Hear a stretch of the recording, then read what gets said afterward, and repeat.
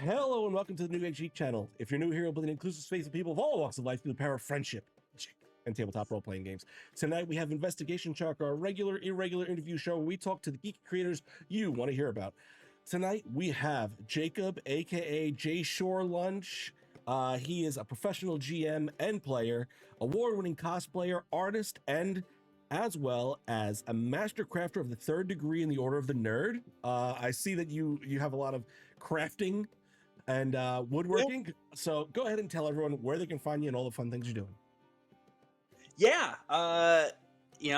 So you can find me on all the socials at Jrshorlunch. That's JRSCHOR lunch. And yeah, as Joe said, I do all the things. I'm an artist, cosplayer, professional GM, as well as maker of all the things. Like I made this bar, like that's the type of shit I make. I just make things. I like to say that I don't decide what I do, my hyperfixation does. And that's kind of how I ended up where I am, of just like, oh, that looks fun. So, but yeah, I do cosplay commissions as well as art commissions, character art, backgrounds, overlays, anything that you might need for either your home or personal game, or just feel like I want pretty art. Before we start diving into all the things, with the cosplay and stuff, commissions like that, what do you typically do as far as that's concerned? I know there's like seamsters, there's people that do prop building. Where's kind of your forte? Everything. Yeah. So I just finished a cosplay. It was a headdress, a foam dragon headdress for a client in Mardi Gras, in New Orleans for Mardi Gras. Wow. Yeah.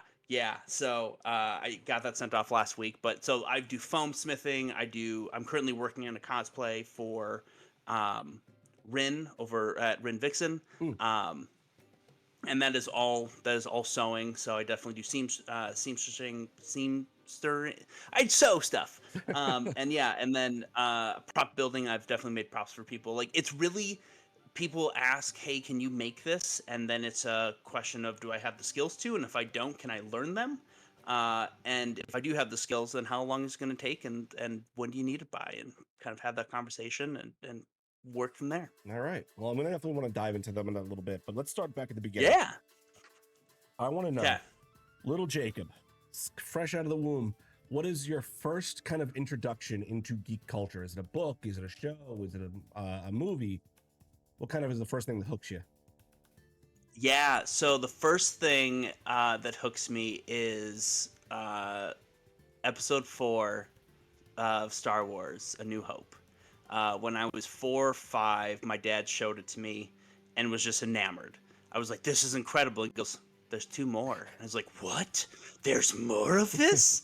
To the point that there was an event that was going on in our neighborhood that put on Star Wars one year. I'm like, we have to go to this. And then the next year was Indiana Jones. And I was like, is it as cool as Star Wars? And he was like, it's different. I'm like, will I like it? He goes, did you like Star Wars? I'm like, yeah. He goes, we're gonna go see this. So that was my first soiree into nerdom was definitely Star Wars, and then it just exploded from there. What about Star Wars in the way either it's stories told, is it the visuals? Like what kind of was the first thing that you as a child hooked onto in that space? I think it was the fact. So I think it was like the overall storytelling is that it's actually a pretty simple story. I mean, it's the hero's journey, which is complex, but is also, pretty straightforward. I think the there we go. Sorry. I think really for me, what kind of drew me in, especially I noticed it as I got older, was there's so much world building that we never see. We're told of so many different things and are given so many different purviews that George Lucas and others within that creative sphere have come up with, that they're like, oh yeah, we know this answer, you'll just never see it on screen. And I think for me, I could already feel that when you first go into Mos Eisley. When you're going towards the Death Star and you see Darth Vader, and you're like, oh, here's this big scary guy. Like, he's got a story to him. We know nothing about him in that first movie, but there's something there, and they just keep building and building. And so I think that's really what drew me in, was the fact that it's a fascinating, simple story, but it's also just so complex. So what how do you think that kind of affects you today in the way, whether you're writing a story, you're building a character, or you're telling any of the many stories that you do are a part of? Do you see those influences leak into the way you are currently telling stories? Oh yeah, yeah. So for me, uh, I I love both simple and complex stories. Like I love Lord of the Rings as well. Um, you know, uh, Game of Thrones, all of it. But when I'm creating a story, I usually like to, if I'm GMing it, I like to start with the world. Hmm. For all my home games, all of them are played in the same world that I've been building over the past few years. And what's really been fun about it is it's one of my rules as a GM is it's not my game, it's our game. It's not my table, it's our table. It's not my world, it's our world. And so I'll have players who will add things. I have 4 places. When it first started, I'm like, these 4 places are nailed in. This is how it works. Um, and over time, things have been added to it and has grown in a way that has really flushed it out. But there are things that like I don't know the answers to, which is exciting but terrifying. But I always like starting at the world and kind of seeing how much can I answer about this world and how deep can I go, so that way when players do walk through a town, they can say, "Oh yeah, this feels real. This isn't just here's this random name that I got from Fantasy Name Generator and that maybe I know how to pronounce, maybe I don't." And also, like, let me randomly throw in an NPC that more than likely is a dwarven barkeep. Hmm. Um, it's I really want it to feel real, and then from there, I like when actually telling the story. I do like the simple. I do like, and the simple being themes. I don't need to be like, we're gonna do this massive cross thing. It's like we're gonna hit the themes of loss, of love, of um, like failure, and like let's just dig into this stuff and see how we feel about it. And a lot of it is also like what the players want. So Hmm.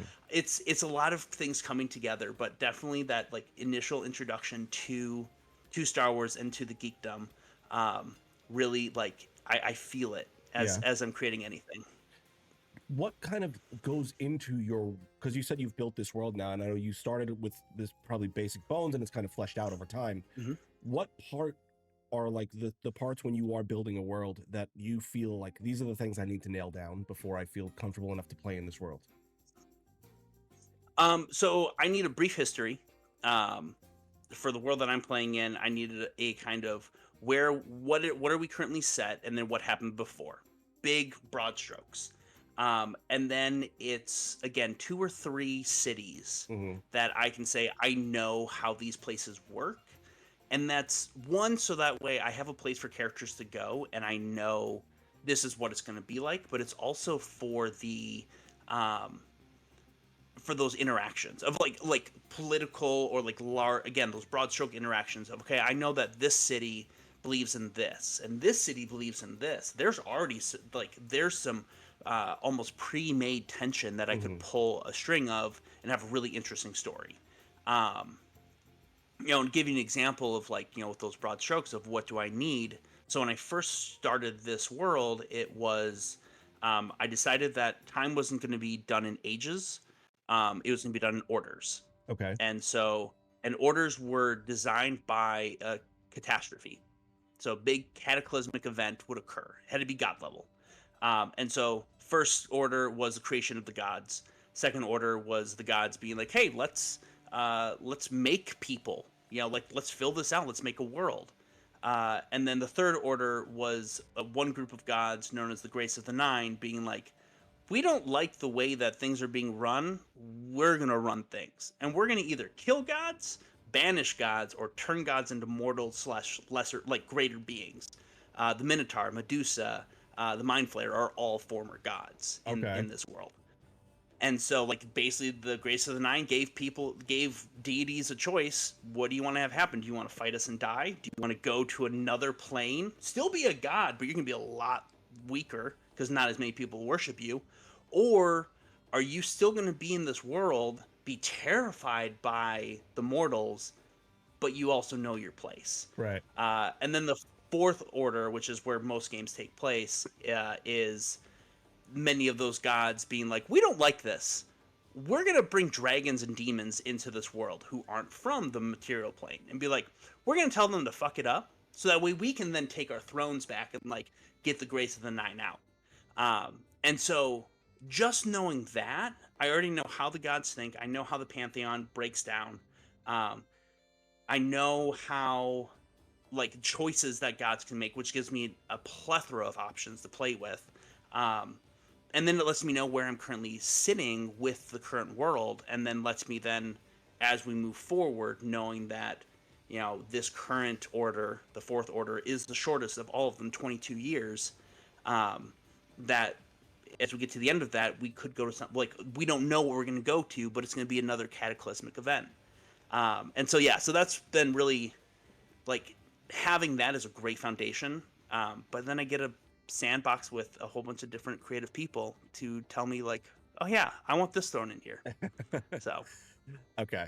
So now let's kind of step forward in time a little bit here. What is you've kind of gotten this initial hook into geekdom. Where does that evolve into? Like, what is that next step in your life look like in the geek space? Like, do you jump right into tabletop games? Are you just consuming media?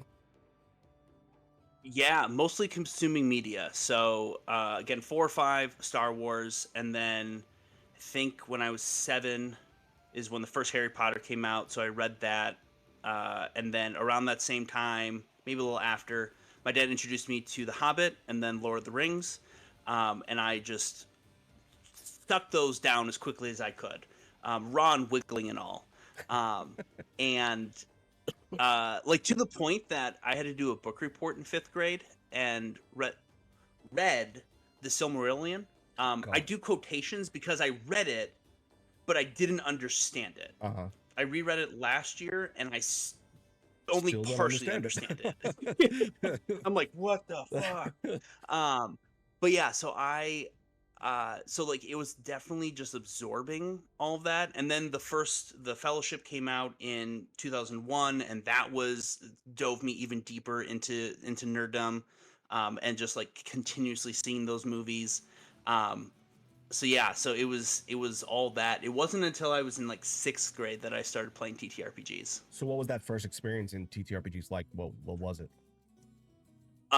It was 2003, and a friend of mine, his dad had D&D 2E. Okay. So AD&D, I think. And we played one game of it, and then the next time we went over, he was like, "Hey guys, I got the new 3.5. Do you guys want to play?" And we just dove in, and we would do like, you know, weekend games or like monthly games. It was kind of whatever. And it's I laugh as I got older because we would do like 10, 12, 14-hour sessions. Wow. Like we would go all night, to the point that as I got older, people were like, "Hey, I got to dip after 3." And I'm like, "But where's the rest of it?"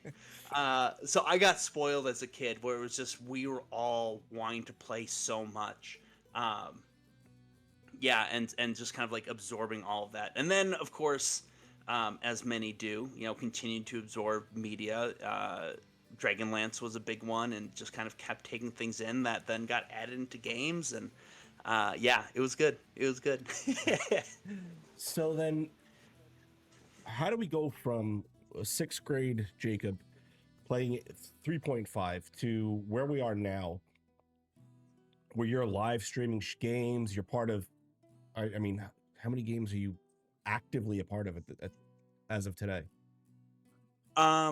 Between ones that have, there are several that have wrapped filming, but that are currently being viewed, or are in the process of being edited. So I'm either an active member in, or have some role, big or small, in 1, 2, 3, 4,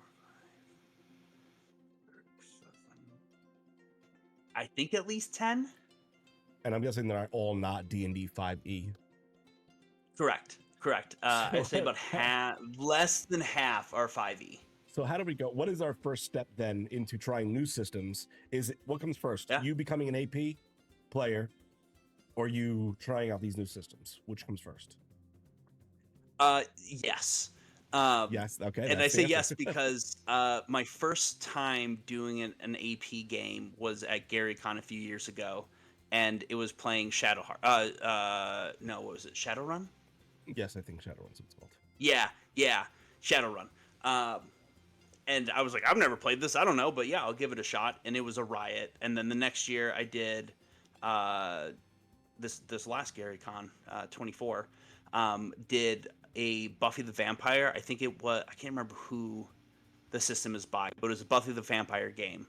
Um, and then actually got into like continual APs. Mm-hmm. But yeah, so my like first breakage into was not 5e. Okay. Um, yeah. So, okay, so this AP was streamed? Yeah, it was streamed. It was with Gen Con TV, Okay. with Rem Alteris. Rem Alteris was the one who's run those two. And it was literally just like a one at a con. I'd like just hanging out with her and a couple other people, and they're like, "Oh, we need one more person for a game. Are you busy?" And I'm like, "No." They're like, "Cool. Come here at this time." I'm like, "Okay. I don't do this, but I'll show up." Yeah, so and then I showed up, and the rest is history. Yeah. So how does that happen then? Like, how do you start on this randomly pulled in to like, what is that next step then for you on this journey? Like, are you just like applying for different channels and just reaching out there? All right, tell me this because there's clearly a story here. Yeah, no, I'm giggling because it's one of the craziest fucking things. So at GaryCon 2024, I met AJ Winters Mm-hmm. in a bar at the hotel. If you've been there, you know it's at the like Lake Geneva Inn.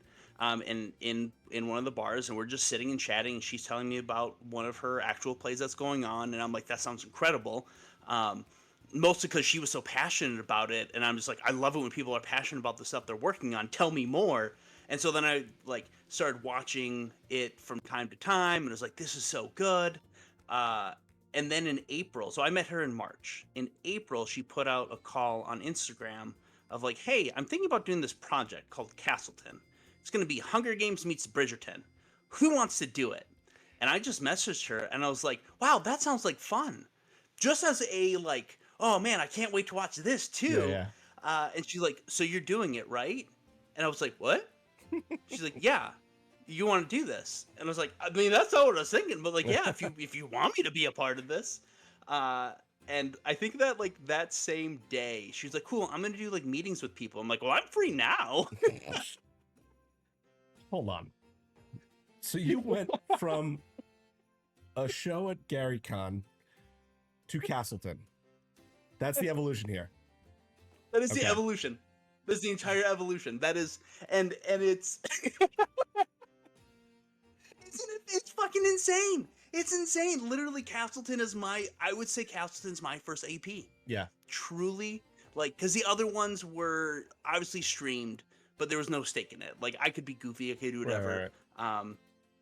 There was no production to it. Like, there was obviously stuff was being done with it, and it was wonderfully done. It was with a great cast, but it wasn't to the level that I've then become accustomed to.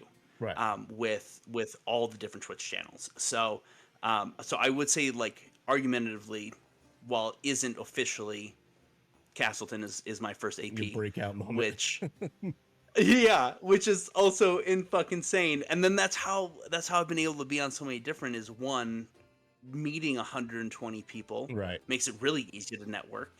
But then also just like I have this rule that my graduate advisor told me, which was and she meant it for when we move places, but I just use it for everything, is say yes to everything for the first 6 months. Okay. And then after that, you build your community, you can kind of like decide from there, and after that point you can start pulling yourself back and be like, oh, I don't want to do that one, but for the first 6 months you say yes to everything. And so that's literally like someone would put something out on Threads and be like, hey, I want to play this game. I'm like, that sounds like fun, I'm in. Or someone would be like, oh, I'm looking for X, Y, and Z, and I would just throw my name out there, be like, yeah, I'm in. Like, tell me when and where. Mhm. Sometimes to the detriment of scheduling, but I'm like, yeah, I'm in. Say yes to everything. So how that's a insane story. So how has that been?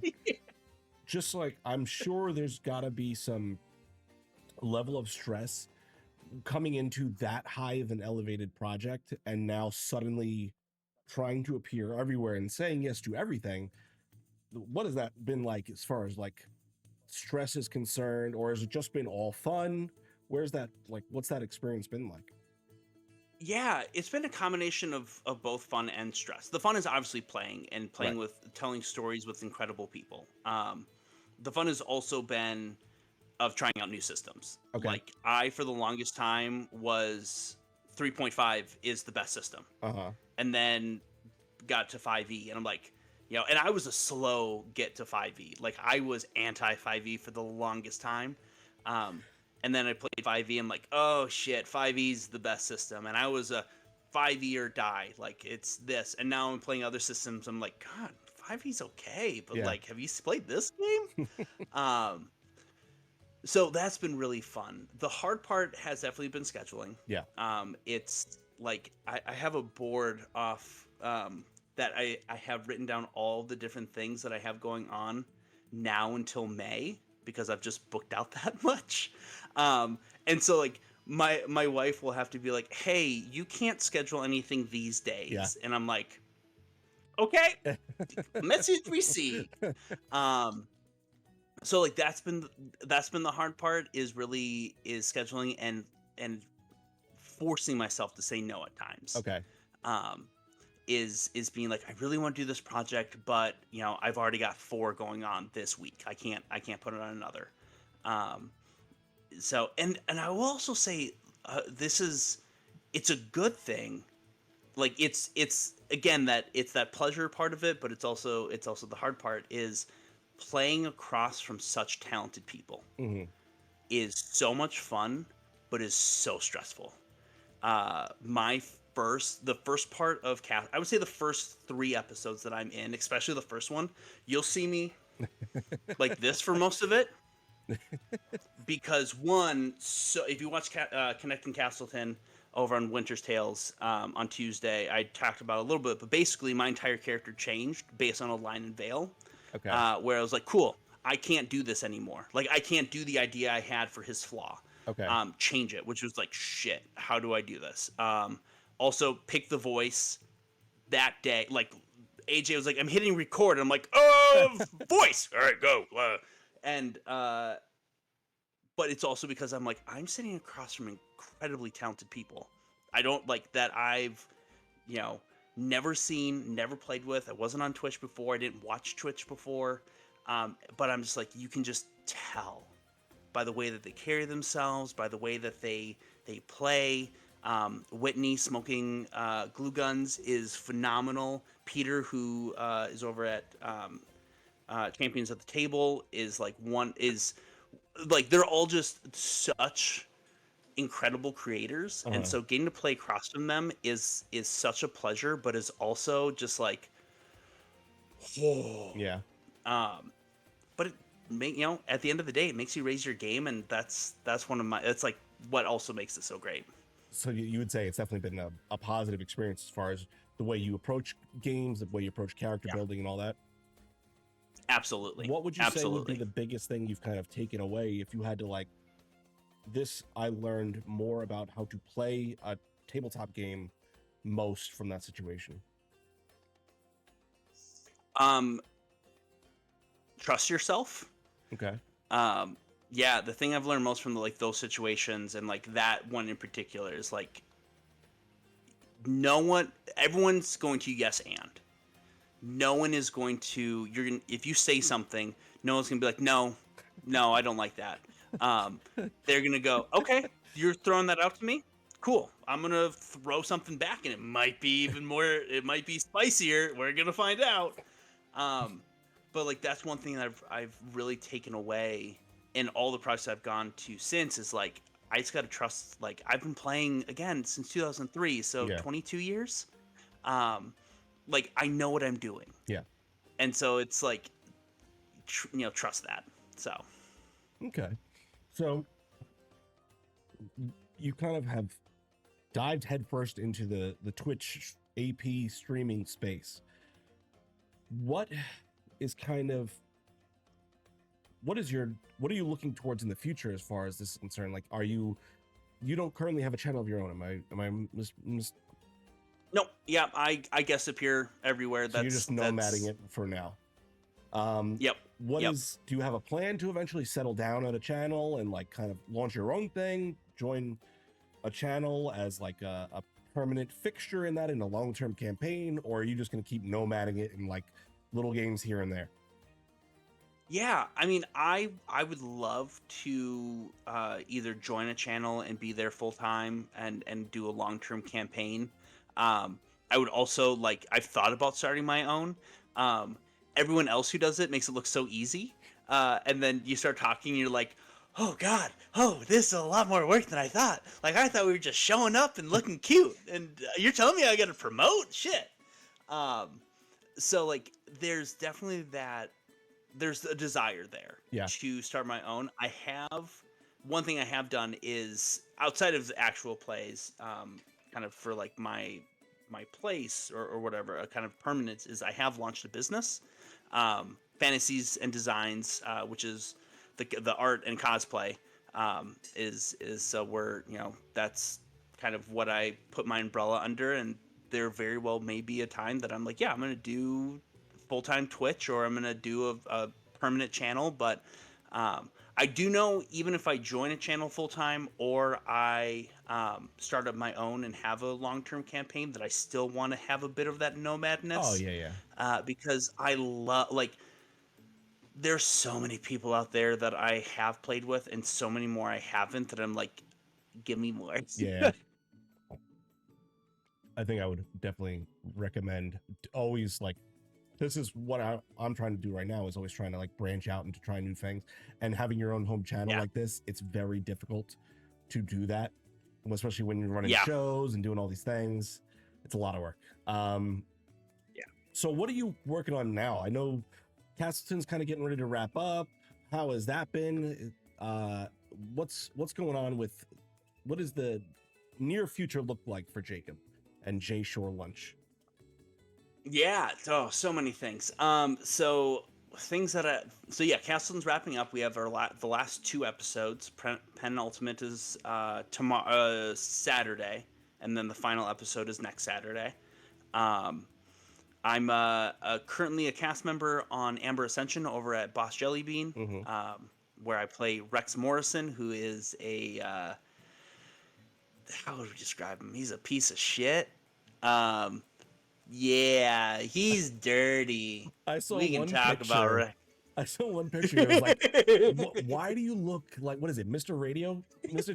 Television or something like that? I forget what it's called, but like, I saw that comment too. I know. Yeah, with the big hair and like the leaning I'm forward. aging myself with that comment, but no, it's good. I had to look up a picture because I'm like, who is this? I'm like, God damn it, with the sunglasses too. I was like, fuck. No, he's a special bean. We just finished wrapping up the last episode of a 3-episode arc, but over on Cloudkill with Cloudkill Connor, just to finish up Crossroads, which is the reskin kids on bikes as Supernatural. So we call it Hunters and Cars. Nice. Which that was a really fun. I played Augustus Augie Calhoun. Who was a 54-year-old, he was a 54-year-old gay man. I got to play across from Omega Jones, Great Bard. And so we played like ex-lovers, which was so much fun. If you ever have a chance to play with Omega, I highly recommend it. Such a genuine, phenomenal human being. I'm in that. Have a couple other shows that are coming up. We're doing a Legend of Zelda game in a bit. Mare and I of Hello Mare, are talking about several different shows between talking about Lord of the Rings, talking about what's the other one that we want to do? Good Society. Yeah, there's a bunch that are like in the planning phase. Okay. There are a couple that I know are early in development that I can't yet speak on. Um, but then I also make little guest appearances here or there. There's a show that is coming out shortly. May 2nd is when it launches over on Help Action Needed. Okay. So Down the Forest Road. Um, it's with God, I'm not even going to try and with all their handles, but it is. I play a character that was mentioned, and I'm part of the promo. Okay. That is all that I am. I'm basically part of the promo, but as a character that has been mentioned. And he's the anti-Rex is the biggest thing there. Okay. So how is this? There's so much there. I know you're like, I know there's so much, and I know as a fact there's things I'm missing. How are you keeping all of these kind of things organized in your mind, like all these different characters and all these different storylines? Like, how do you? Is it just fucking your like mentally fucking file cabinets, or do you like have some sort of organizational system set up? It's just all in my head. It's not even file cabinets. It's like string. Okay. Where it all just kind of like it basically is like all bundles together, but then I can follow the threads and be like, oh yeah, okay, that's where this is, and this is where this is. Thankfully, all of my characters have been unique and different enough that none of them have bled. Where Rex's actions won't impact Troilus' actions, who won't impact Augie's actions. So yeah, there haven't been any. Yeah, so I'm able to follow, but it's really like whenever I'm creating a character, I always make sure to do like, what do they want? Mm-hmm. What do they want? What do they need? Will getting it make them better or worse? And what's in their way of getting that? And if I can answer all of those, I can get to the characters quickly. I also do my darndest. It's hard when you realize that some of your characters are similar to do a different voice for each. Yeah. Because I find that really helps me get into character is Okay. voice and then minor cosplay. Usually that cosplay is like, I will wear a suit or suit and tie, or like a flannel, or I'm familiar. I'm familiar with the yeah. I was about to say, I was like, you. So, yeah, that's really, that's how I'm able to keep them straight though. But it is a jumble, and it's funny because I'll not actually hear anyone out there's like, oh god, what's going on? But like basically like you'll hear the characters talk to you, Yeah. and you're just like, okay, yeah, you think about like, what do you want? How do you want to get this? And where do you want to go? And so I think that also helps, is I have those conversations with them. To kind of give me that direction of like, okay, yeah, what do I want? Like, what do you want out of this? And how can I help you get it? And should you get it? So. Okay.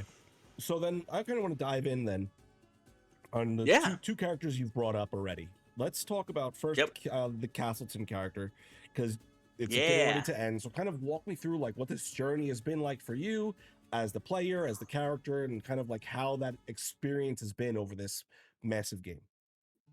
Yeah, it's been incredible. So Troilus was actually the idea of my wife.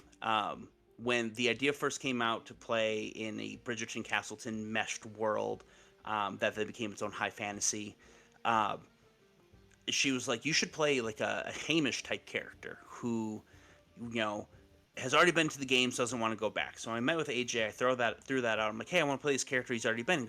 She was like, okay, well that means that you've already been married. And I was like, oh, let's break hearts. She died. And she was like, yeah. And she was like, okay, cool. So, and then you're going back. I'm like, no, he needs a reason to go back. Because like the way I'd imagine him as Hamish is he doesn't give a fuck about this. He's like, she's like, well, you lose your lands and titles. Okay. What that Sure, I lose that? Okay, fine. I lost the love of my life. Why would I want to continue with this? Um, and I was like, he needs a reason to go back and go, what if he has a kid? Uh-huh. And she goes, well, there aren't really children up in the castle. And go, I think that's all the more reason to give him a kid. It's, someone that he like, I'm not doing this for me, I'm doing it for someone else. And so when he first started out, his kind of flaw was that he was an alcoholic. Because again, I'm going the Hamish Uh-huh. avenue. That of course was the line that someone was like, no, like that. Going through the lines and veils was like, oh, someone has an issue with this. Okay, I have to scrap that. Okay. And so now the character then shifted, and it took me a little bit of time to figure it out. But he's his own worst enemy. In the regards of so his wife died, which I'm gonna give everyone who is watching a little tip. Never base someone important to your character off of your real spouse. Oh my god. the emotional turmoil that Yeah. I went through of, oh my god, like because I was trying to figure out, okay, how do you make it feel like his wife died less than a year before the start of this new matching season. Yeah. And so I was like, well, it would be so easy then within game to just be like, I'm gonna go find a new wife. And I was like, he needs to struggle with this. And I Yeah. was like, well, the only way I know how to do that is to make it really fucking real and imagine it being my own wife. And so like I based her on aspects of my own partner, and would add little things and little quirks that I'm like, yeah, that's what my wife does. And so that's what Aura does. And then it got real dark real quick for me when I was like, cool. These are two separate people. Like, this is not, I am not Troilus. She is not Aura. Yeah. But like, don't ever do that. It's bad. But yeah, he's his own worst enemy because he's grieving. And early in part 2, it was revealed that he had made an oath when he was a kid, 13. Because I'm playing across from Kato, who she plays Kestrel, so that's his sister, but is technically his half sister. Uh-huh. And so Kato and I kind of had this conversation as we were building these characters out, and I did the art for Troilus and Kestrel and several other characters, but Troilus has brown, this auburny hair, and Kestrel has white hair, and we're like, why do they have different color hair? And we're going through, maybe it's a recessive gene, and she threw out like, what are their half siblings? And I was like, that right there, write that down. And so when she was born, his father brought her this baby home, the child of another woman that he had sired, and he was like, yeah, no. His dad was like, yep, if you have an issue with this Troilus's mom, like, get fucked. And so Troilus made a vow, made 3 oaths, which caused him to basically become a paladin. One is that he would ensure that his father's name died with him. Like, he was going to do everything he could to remove the Ceres name.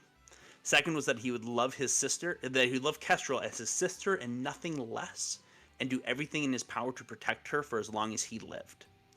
And then the third is that he would only, and this is like the heartbreaker of it, is that he would only ever love the person he matched with and no one else. So when he goes back to the matching season, he's like, yeah, I'm just doing the moves. Like, I don't like, he tells Henri, who is his declared, they're betrothed basically. He's like, hey, I'm just gonna let you know, I can never love you. I made this oath when I was 13. I can never love you. Sorry. And so then it's been really fun to play with this idea of how do you basically forgive yourself almost, because he blames himself for the death of his wife. He couldn't save her. He's a paladin. He has healing abilities. Like, why can't I save you? So he blames himself for that. Now he's trying to keep Henri safe and trying to save her. he's trying to not become his father, even though he has moments where he explodes in anger, or he tells people like, no, you're not doing that. Like, I am the man of this house. And it'll be like, shit, I'm doing the thing again. Um, he's watching his sister. His sister has an affair in the first part. And he's like, I'm literally watching you become dad. Like, stop it. And so it's him literally having to battle ghosts, and these demons in his mind, and then figuring out like, oh, and let's add on top of that, Henri looks just like his dead wife, like a spitting image. So you want to fuck with a guy's brain. Yeah, and his daughter Skylark is like, you look just like my mom, and is like throwing all this stuff. Listen, the Gladius household is fine. We're all doing great. No one needs therapy. But yeah, it's what's been really fun about it is really just playing across from Rin, who plays Henri. And she and I over the break like filled in bits. We called it the parts in between. We literally wrote out the things that happened to them, which helped us understand what was going on, fill in those parts, but then also gave us like this ability to really know the characters. And so yeah, it's been so much fun. And I love Troilus. He's dumb. So Yeah. I'm gonna put on the spoiler warning here for Castleton season part 2. Well, it's Castleton for anyone who's not up to date on it. Yeah. 3, 2, 1. Okay, so we're gonna dive into kind of like the stuff going on right now, seeing as the season finale is coming up. How has this been? Because is your character still alive, first and foremost? He is still alive. Okay, so he has not joined Ghost Chat. So as of the most recently aired episode, he is still alive. Okay. So spoilers on that, I suppose. I mean, here's the thing. I already was fucking with people in chat who are like, wait, what? Yeah. So as we're getting ready to wrap up this character story, and you are heavily invested in this character story, right? Yeah. I think that's pretty obvious with the way you've described all the things you've done to this point. What is it going to be like when you finally have to step away from him and wrap this story up? What is that going to look like for you? So it's going to be hard. It's going to be hard because I've lived with this character for almost a year. Mm-hmm. I mean, I started thinking on him back in May of 24. So wow. we're going to be wrapping at the end of February. So 10 months, 9 months. So like anyone, like, let's put it this way. Anyone who got pregnant back in May is likely having a baby now. Castleton baby. That's what we're calling him now. It's a Castleton baby. So it's gonna be really emotional walking away, and it's both gonna be emotional for the character's aspect of I've been with this character for so long, but also like everyone else in the production. It's like anyone who did theater in high school or community theater, or whatever. When you get to strike and you're tearing everything down, and you're like, yeah, we'll have these memories, and many of us will probably work together again, but it'll never be the same. It has that same energy, which has this bittersweetness to it of like, don't cry because it's over, cry because it happened. Yeah. But yeah, I think one way though I'm gonna process it is obviously a lot of crying and ice cream, and watching some happy show that I'm like, yeah, this is good. There's nothing bad. But I know other people in the cast have done this, but I'm thinking about getting a Troilus tattoo. Okay. Mainly because, and it's not just to like honor him as a character, but it's because I still view Castleton as my break into APs. And so it's like that homage there. So I think that'll be one way that I kind of process that, is through the pain of the needle. Is this your first tattoo? How many tattoos do you have? No, this will be tattoo. I got 1, 2, 3, 4. This will be number 6. Okay. Yeah. All right. Okay, I guess spoilers over. So you're good on Castleton spoilers. Yeah. I think.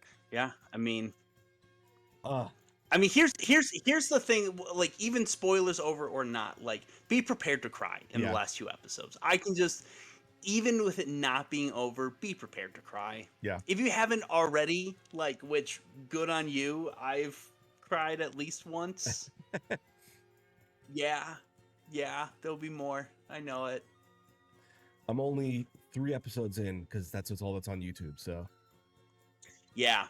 Yeah, that's where my wife was too for the longest time. She was like, when is it? And I know AJ was working on them, and then it should happen with the hard drive, and then other productions. So I think her plan is to, once it all wraps, go through. And I could be speaking right, out of my right, right, butt, right. like I don't So fully know, this is but a I think the hypothesis. plan.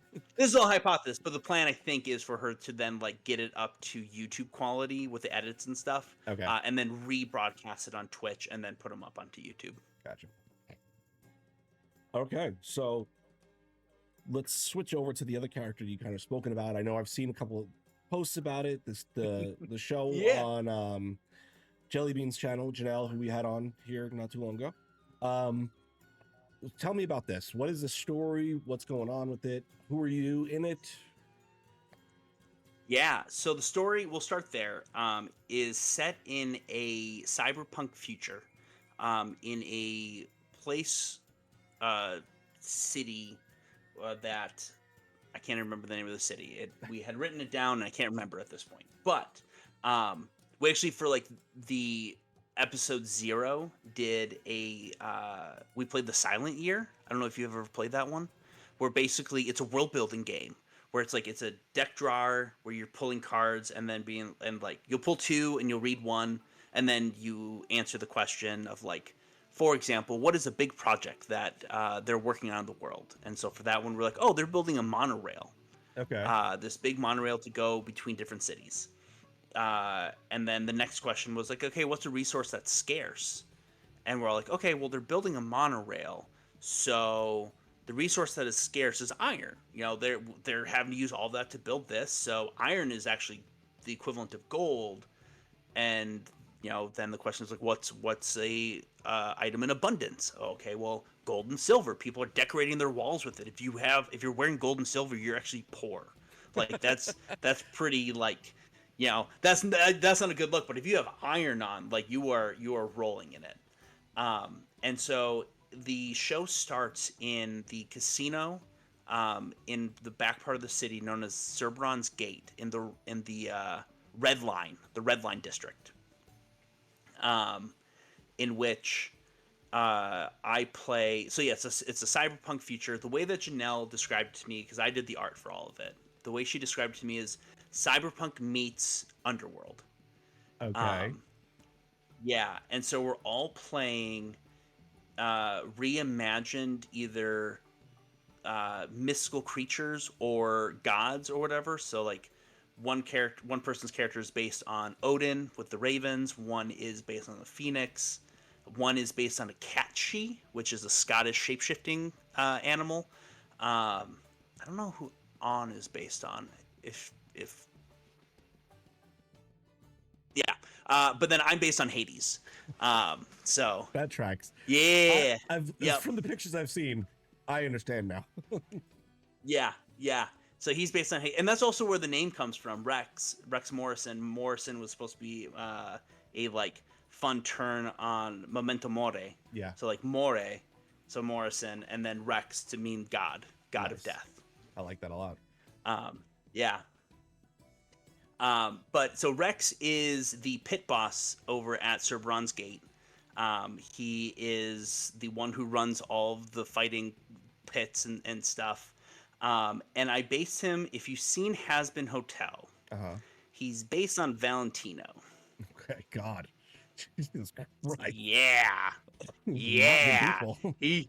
He is not good, people. I have had moments where I literally do something and I get out of the episode and go, that did not feel good. I did not like that. Ugh. We're going to wash all that off. Shower. Yeah. Ugh. So, and even, yeah, he's gross. what kind of went into that character creation process then? Like, what were the rules set up that we've come up with this character? So, the So basically, it was we're playing sagas as well. Okay. So which is the saga system is basically there are rules, but there's also like it's kind of a guideline as well, where it's you're gonna roll dice and stuff, but at the same time it's mainly there for narrative. Like we're just telling a story together, and the dice are more to assist us when needed. Um, and so for creating him, Janelle really gave all of us a lot of freedom of being like, yeah, make them how you want. When I brought up like, hey, I'm going to be playing a character who's really abusive, and who's not a good guy, and like who will do sleazy things. Um, we obviously did our safety talk at the beginning, and Gloria and I, who plays in this, we've had like our own private chat because our characters are very closely intertwined. And so it was, okay, what are you comfortable with? What aren't you comfortable with? The way we put it is we're trying to make Grandma blush. We're not trying to give Grandma a heart attack. Okay. Which, there's one episode where I think all of us got a little carried away, and it is very much like, oh God, we killed Grandma, brought her back to life, and then killed her again. Like, shit, Grandpa's gonna be pissed. But yeah, it's very much so there's a lot of conversations about safety. Was the big part of it for the initial, especially for him. For his overall creation, again, you can thank my wife for this. She was like, you should play a character based on Hades. Like, I think that would be really fun. And so then for me in creating him was going through what version of Hades do I want to do? Do I want to do the kind of more traditional, like true to mythology, where he's like, I'm just here doing a job. And then I'm gonna do some shenanigans once in a while. Am I gonna do the pop culture version, where he's like the villain all the time, and or do I want to do the Hercules version, where James Woods is just clearly the best version. The best version, let's be honest. And so I decided to kind of do a combination of all three of the scheming, but the smart. He's a villain, but he's not, like, in his mind, he's the good guy. But any outsiders can be like, you are a piece of shit. And he's like, yeah, but do you see where I work? Do you see who I work for? Do you see what I'm trying to do? And so, yeah, so it was just a lot of like piecing things together. And then similar to Troilus, the hardest thing was finding the voice. His is a very, so Troilus is I call him this is my Geralt voice. Okay. And to start him off, I always get into like a grumble a little bit. Rex is a shift in the body, and he talks a lot like this. And he's gonna come in, he's gonna smooth talk you. Listen here, doll. We're gonna have a good time, but don't you fuck with me. Is it weird so when like you that turn it is, I know, right? Listen, the first time I heard it, I was like, what is happening to me?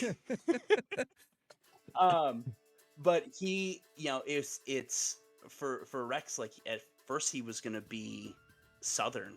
Okay. Like have that little Southern drawl, because I'm like, oh, Devil at the Crossroads and whatever.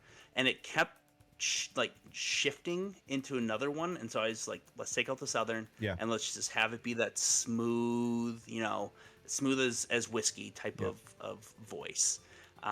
That literally makes you go like, I'm really turned on, but I shouldn't be. Like, the idea of I can fix him, but you can't. So what is kind of the story you're hoping to tell with this character then? Like, because he is this bad person, and in this world, what kind of story are you hoping to be able to translate through this? So I love playing evil characters. I don't do it often, but when I do, it's really fun. And I think what I wanted to, going into it, I didn't fully know what I wanted his story to be. I knew kind of the vibes I wanted to give off of him, but I was like, maybe he'll have a change of heart, maybe he won't. And what I've come up with is kind of what I want from him at this point is I want to kind of show that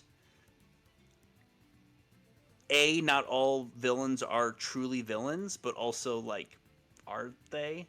Like basically it's that some, like, not all villains are villains, but some villains are irredeemable. Uh-huh. And kind of this idea of where's that line? Like, Okay. how do you know? Yeah. Because there are a lot of characters that we see that we're like, you are bad. Yeah. And we can see why you're bad. There are others that we see that you're like, you're just misunderstood. Or like, we see that glimmer of like, maybe there could be hope. And like for him, he's very like he has this weird relationship with Nevis where it's they're sleeping together. Like we've made it canonical that they're fuck buddies. And that's about where like their relationship ends, but he has a warmness towards her that he doesn't have towards others. So like, oh, maybe that's his redeemable quality. Okay, well, what happens if he does something terrible to Nevis? Right. Will that, like, how will that then shift people's perspective of him? So my goal though is not to have a good guy. Like if you're playing someone based on Valentino, like, is there any good there? And I think the answer is no. Okay. So as we're getting ready to kind of wrap up here, I want to ask you a few more questions. First and foremost, you've worked with a ton of amazing creators already thus far. Is there anyone that you haven't worked with, or maybe you've only worked with in like one time thing? Is there anyone that like you want to work with and you haven't had the opportunity to, or hasn't you know that opportunity to really dig into something hasn't been there yet? Yeah. I did have a name, and then of course, as soon as you asked it, I blanked. That's usually how it works. It's gonna come to me. Yeah, it's gonna come to me in the last of moments. I really want to play across from Emma, and of course, I can't think of her name right now. She plays the Duchess in Castleton. Okay. Yes. Yeah. Yes. I know who you're talking about. Emma voiceover, Emma VO, Emma. Yeah, Emma is. She's but great I would love Castleton. to. So good, Yeah. so good. I want to play across from her. Would be incredible. And someone that I would love to. I'm trying to think who else I would love to play across from. Sarah from Sarah's Table. Okay. Is another one. So I'm friends with Sarah. It's just our schedules never line up. We'd be like, hey, let's play something together. That might be changing. Okay. At the end of February. I'm in a project with her that's coming up, but I think I'm gonna go with those two. Okay. Yeah. Is there a system that you want to try that you haven't had the chance to yet? Or maybe the One Ring. The One Ring? Okay. Why the One Ring? Yep. I love Lord of the Rings. Yep. So my first tattoo was Nice. Love it. Elvish. It's not the One Ring though. Sam Wise's quote, "There's some good in this world and it's worth fighting for." Okay. But I want to play the One Ring, A, because I love Lord of the Rings, and B, because it sounds like such a cool system. Yeah. Talking with people at PAX U really had me like, oh man, this sounds like an incredible game. Where like you can basically take the Fellowship to another to another level. So that's I think the one I'm most excited to play. Okay. Or that want one to keeps play. coming up. That does keep coming up with a lot of people wanting to play on that one. Yeah. Okay. I think I already know the answer to this based off the conversation we have, but what has kind of been the pivotal moment or turning point in your career? And how has it shaped your approach to content creation?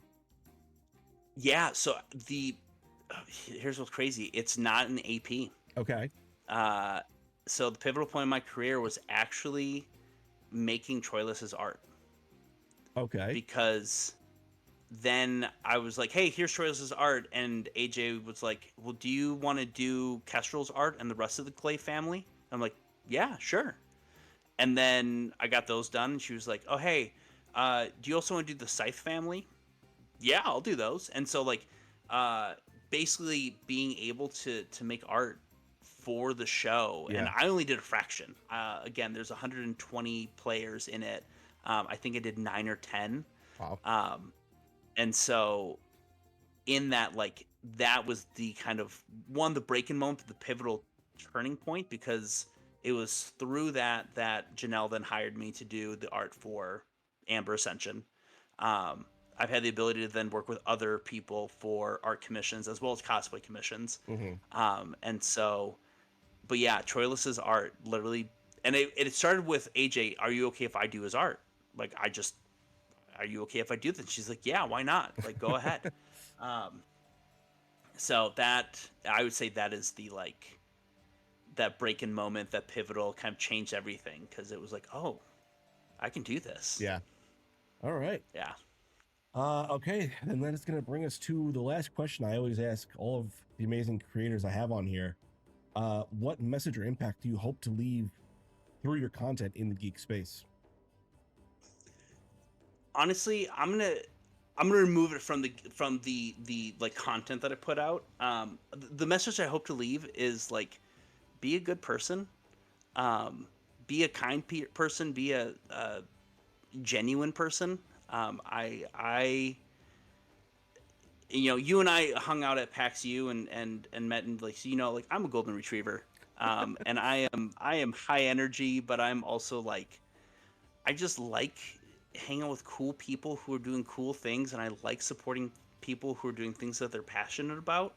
And so if I could leave one message to anyone, it would be, hey, like, let's tell cool stories, but let's do it in a kind way, and like have space for everyone, um, and make sure that everyone's voice is being heard. And but like, at the end of the day, be a good person, don't be a dick. All right. That's amazing. This has been an awesome interview. Yeah. So we are going to switch over to our dicey question segment. This is 20 Hell yeah. random questions based on a die roll. So get your D20 out. While All we go right. through this, we're going to open up the chat to viewer questions. So if you have a question for Jacob that you want to ask, go ahead and get that typed up in the chat now, and we will make sure to get to all of them. While those come in, potentially, go ahead and give me a D20 roll. All right, let me pull up that D20 quick. I literally pulled one out too, and now I'm like, where'd you go? There you are. Oh, hold on. No, there we go. All right. That is a 12. Ooh, if you had a spiritual weapon, what would it look like? Ooh. If I had a spiritual weapon, what it would look like.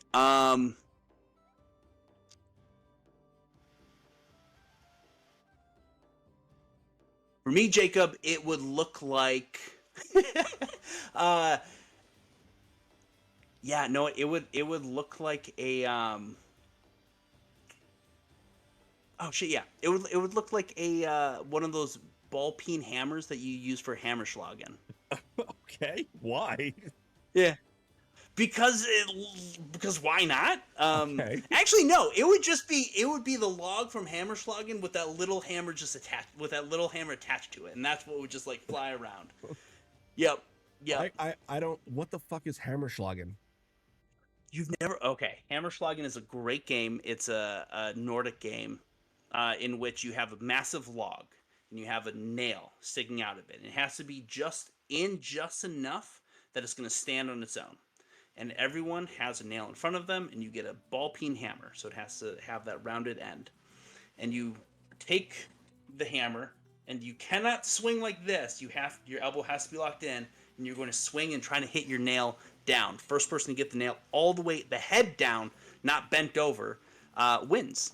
Every time you miss, you have to take a drink, and every time you hit, you get to give a drink to someone else.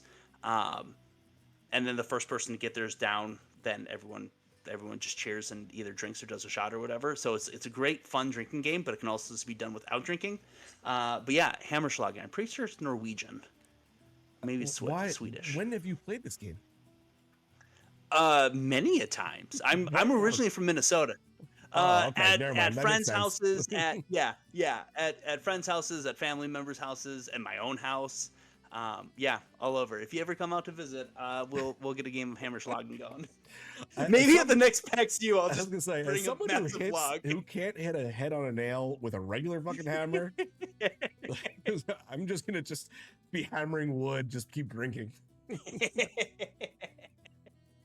All right, give me another D20 roll. All right, that is a 19. 19. Okay. What is something you've created that you're really proud of? It could be anything in your life that you created Yeah. that you're really proud of. So, I'll give myself a little plug for being cool. I have a master's in creative writing. Okay. And so thing I'm proudest of is I wrote a thesis, which is a creative work. Because it's creative writing, it had to be like a novel or whatever. And so I wrote a super depressing novel. I'll put it this way: COVID is my fault. You're welcome. Yep, that makes sense. I started writing basically a novel about a virus that breaks out across the world, killing 99% of the world's population. I started writing that in 2016. Finished it in 2019. Okay. Yeah. So similarities. It's all my fault. But yeah, writing that. What was that like when these two coincided? Like, what was that mindfuck? Massive. Yeah. I would joke with my wife that I'm too powerful, because I would write something, and I was writing kind of like real world adjacent, and I would have it where, like, again, back in 2016, ISIS was still an issue, and they were growing at that point. And so, like, even before they started taking stuff over, I wrote, like, oh, ISIS has created like an empire and is, the Islamic State's, like the ISE, Islamic State's empire. Or something like that. And then 2 weeks later, they're like, oh, they've expanded and have taken over the most amount of territory. And I'm like, huh? What? Or like, North Korea is a nuclear power. And they're like, North Korea just launched another test and they're one step closer. And I was like, I need to stop writing. I think I'm making things happen. So when that did happen, I was like, I should have stopped so long stop writing before. stories. Yeah. Really where it was hard, Write though, something was good. I was Write something editing. fun. I know, right? That's gotta be the next thing. That's gotta be the next thing. But I was editing it during the pandemic, and I stopped working on it in 2022. Okay. Because living through a pandemic and then writing through a pandemic, imagining a pandemic, was exhausting. Yeah, I'm sure. There was no break. And so the characters, similar to all of them that are part of like TTRPGs, and actual plays, are still there. They're still chatting a bit, but they're quieter, because I think they know like, hey, this is probably a story that's not going to reach, like, that's not going to see anything further than the bound pages of a thesis in a library. So what about that story are you particularly proud of? I think what I'm proudest about is the fact that I kind of found the heart of it. The story is about and it was through like discovery. The story is about a grandfather who loses his two grandkids during the pandemic, and is basically traveling across country from Pennsylvania to California because he's going to bring his grandkids' ashes to the Pacific Ocean, because his granddaughter, who is like 6 or 7, was like, I want to see the Pacific Ocean because it's bigger and I'll be able to tell that it's bigger. And he's like, well, we see the Atlantic Ocean all the time. She goes, yeah, but it's smaller and I can tell. And so his one goal is to do this odyssey across the country.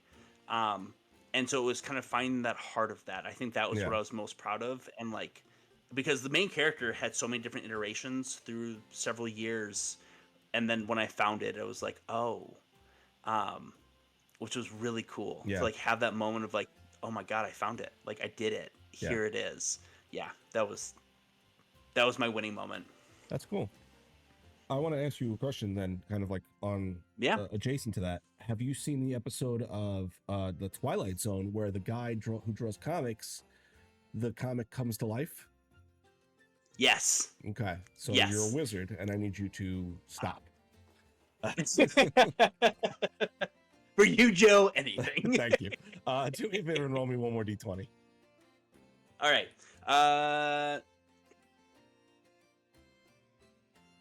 Okay. Standing by.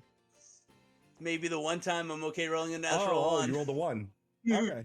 I rolled a natural 1. I feel like I need to come up with a better question for our 1s and 20s. So for one, it is, what is your favorite? Do you watch anime? Yeah. Okay. What is your favorite anime, and what do you consider to be the most overrated anime?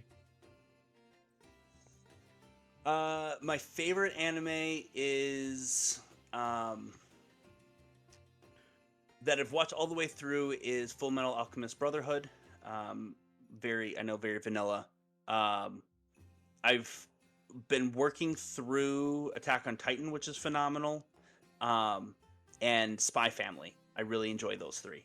The most overrated, someone in chat's probably gonna yell at me, but Demon Slayer. Okay. I don't get it. Really? Okay.